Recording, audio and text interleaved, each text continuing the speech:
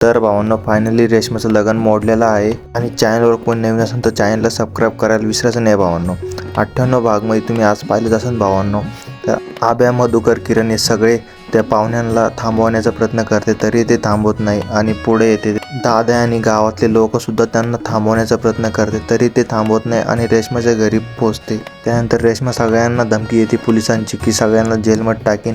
त्यानंतर मग सगळं तिचं ऐकते आणि लग्न थांबून जातं आणि दादा आणि गावातले लोक खूप कौतुक करते तिचं की लग्न वगैरे थांबून जातं आणि सगळे आपापल्या घरी चालले जाते. त्यानंतर ती रेशमा आणि सगळे आब्या, मधुकर, किरण सगळे शाळामध्ये गेल्यावर त्यांना एक नोटीस येते की कष्टाने पैसे कमवून, म्हणजे ते प्रोजेक्ट असतं.